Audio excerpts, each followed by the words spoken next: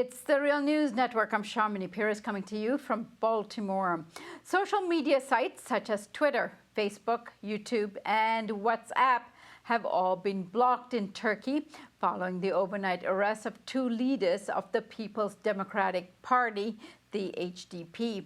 This comes in a climate of massive crackdowns and repression against the press, opposition groups, and Kurdish politicians in the last 3.5 months following the failed coup attempt on President Erdogan.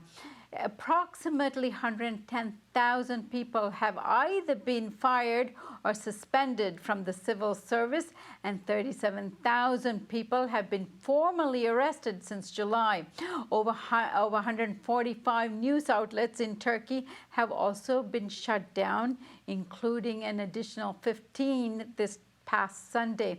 Joining us today to discuss the most recent developments in Turkey is Baris Karaagac.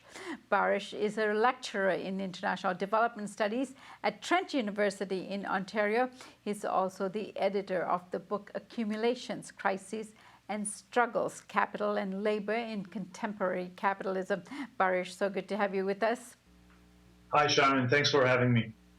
So, Baris, can you tell us about the arrest that has just taken place as far as the Kurdish politicians are concerned, and subsequently what this means? Why did they shut down the social media?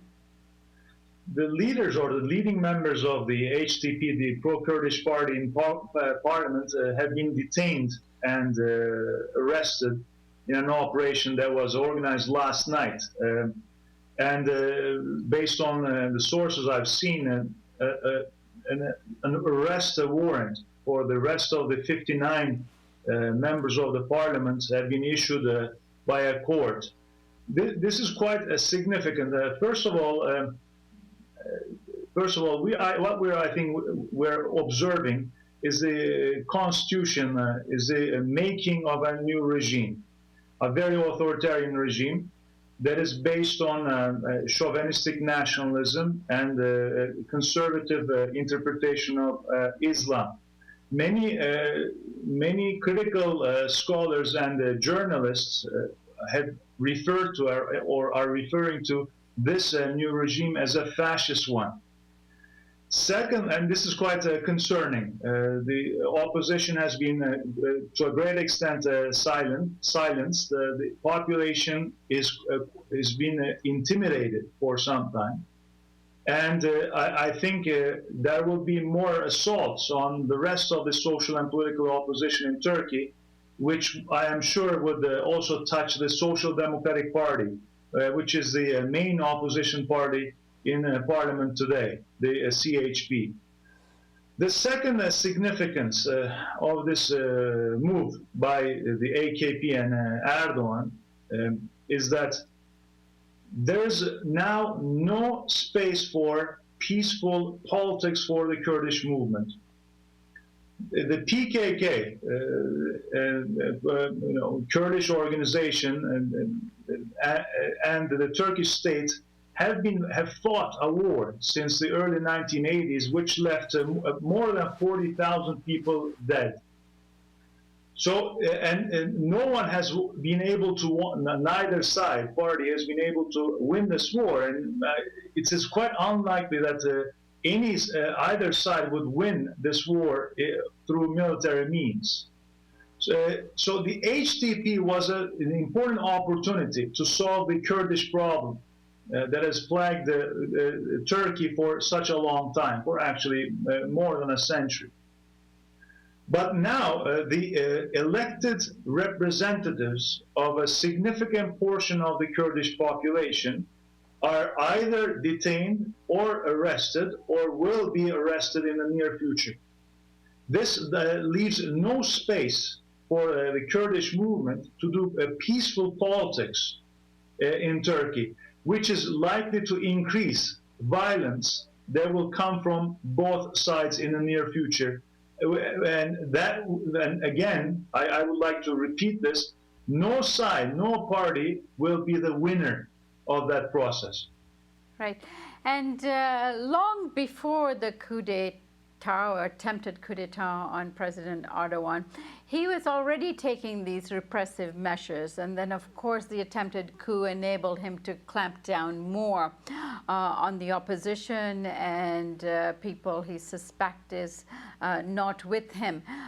So this includes shutting down of the social media and 145 some other media outlets. What is he expecting to achieve by shutting down social media and the media outlets? Well, he would like to block or prevent people from organizing. That is why the government has been taking these actions for some time. But of course, the main target of all these measures has been the Kurdish movement and Kurdish the supporters of the pro-Kurdish HDP across the country. This has been going on for a long time, and I think more media outlets will be again closed or will be under pressure in the near future. Why are the Kurds in particular bearing the brunt of this crackdown? I think there are two answers, or there are two things that we can say when addressing this question. First of all, during the elections that took place about a year ago, in the summer and then the fall of 2015, the Kurdish opposition declared very openly that they would oppose the replacement of the current parliamentary system with an executive presidential system, which Erdogan has been pushing for some time. So Erdogan sees the Kurdish opposition as the main obstacle before his realization of this goal. Secondly, I think on the day of the coup attempt on July 15, Erdogan and the people close to Erdogan struck a deal with the nationalist elements, officers in the armed forces. And that has led to an even more nationalistic tone, a rhetoric, a discourse that has been adopted by the regime in general and Erdogan in particular. So these people in the army, the nationalist elements within the army, they want to solve the Kurdish problem through military means. And this might be the second reason as to why Erdogan has been taking these measures. Baris, apparently a car bomb exploded near the police station in the same district where the politicians were arrested. One person was killed and 30 others were injured, apparently. Give us a sense of who's responsible for this, if we know that. And the PKK has been increasing its military assaults against state targets. And do you suspect that they are responsible for the car bombing? Well, it's likely that a Kurdish group, if not the PKK, is behind it. But again, we don't know yet. We'll find out soon.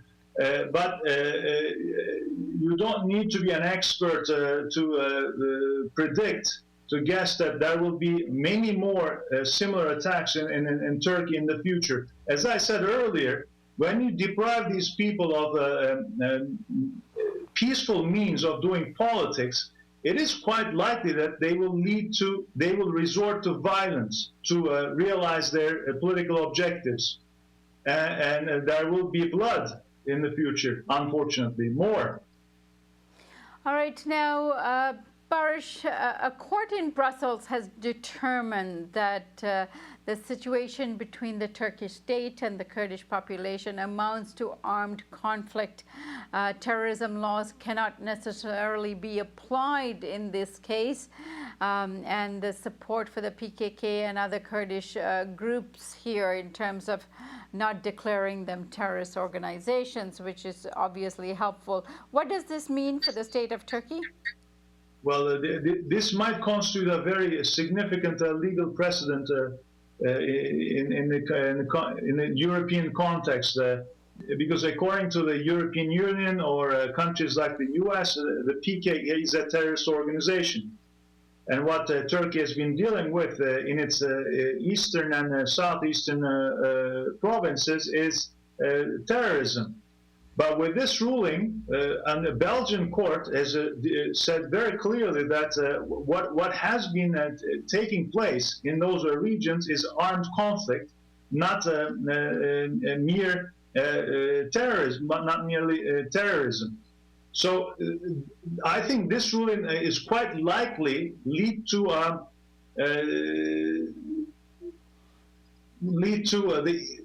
Turkey drifting away even further from the European Union. But I think it also indicates that the EU is moving away from Turkey in this period.